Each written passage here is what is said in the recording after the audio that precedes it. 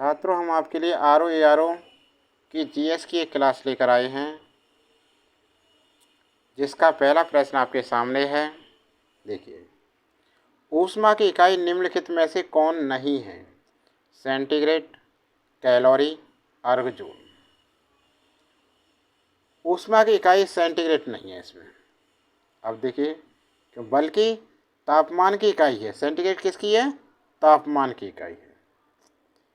Calorie, joule, अर्ग ऊष्मा की इकाई है। ऊष्मा ऊर्जा का एक रूप है। जब ऊर्जा एक पिंड से दूसरे पिंड में तापांतर के कारण स्थानांतरित होती है, तब स्थानांतरित होने वाली ऊर्जा ऊष्मा कहलाती है।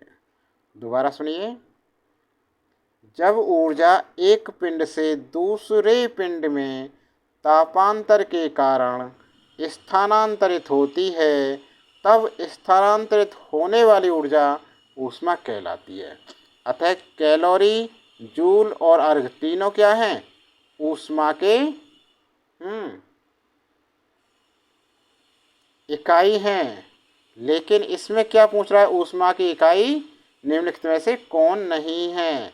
तो सेंटीग्रेड ऊष्मा की इकाई नहीं है। इसका विकल्प ए बिल्कुल सही है। सेंटीग्रेड किसकी इकाई है? ये तापमान की इकाई है। हो गया पहला प्रश्न। दूसरा प्रश्न देखिए। अब निम्नलिखित में से कौन सही सुमेलित है? तो इसमें देखना है कौन सा सही सुमेलित है। ठीक है, इसमें कौन सा सही है?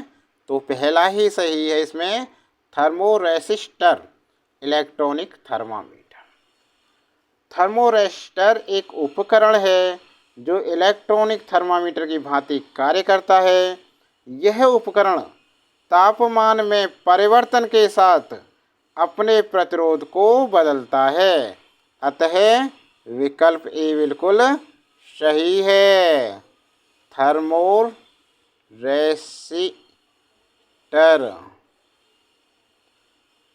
क्या है? इलेक्ट्रॉनिक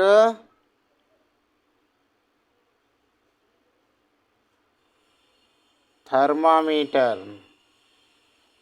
ठीक है, अगला सवाल देखिए। अगला प्रश्न 3 देखिए।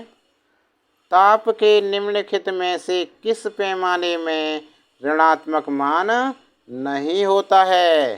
Celsius, Fahrenheit, kelvin, rumour. ताप के निम्नलिखित में से किस पैमाने में ऋणात्मक मान नहीं होता? तो भाई ये नहीं होता है। किसमें? बताइए जल्दी से कमेंट बॉक्स में आंसर। चलो हम बताते हैं। Celsius, Fahrenheit, Celsius, Fahrenheit, rumour पैमाने का मान ऋणात्मक होता है। इनका क्या मान होता है? इसका भी ऋणात्मक होता है मान, इसका भी ऋणात्मक मान होता है, और भाई इसका भी ऋणात्मक मान होता। लेकिन केल्विन का ऋणात्मक मान नहीं होता। तो ऋणात्मक मान नहीं होता, बस यही पूछ रहा है।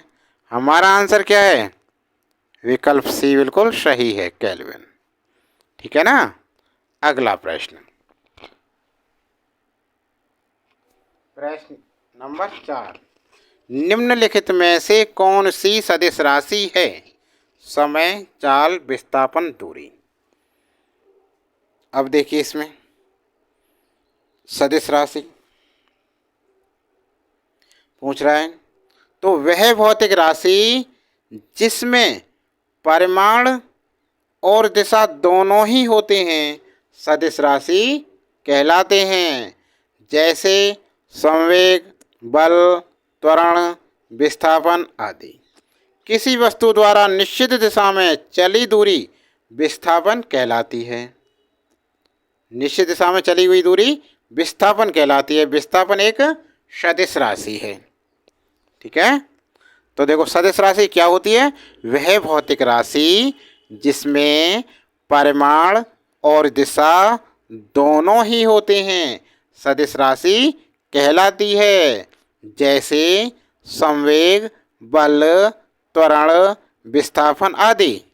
किसी वस्तु द्वारा निश्चित दिशा में चली दूरी विस्थापन कहलाती है। ठीक है, विस्थापन एक सदिश राशि है। तो इसका आंसर हो गया सी, विस्थापन। विस्थापन शून्य भी हो सकता है लेकिन दूरी शून्य नहीं हो सकती। अगला प्रश्न,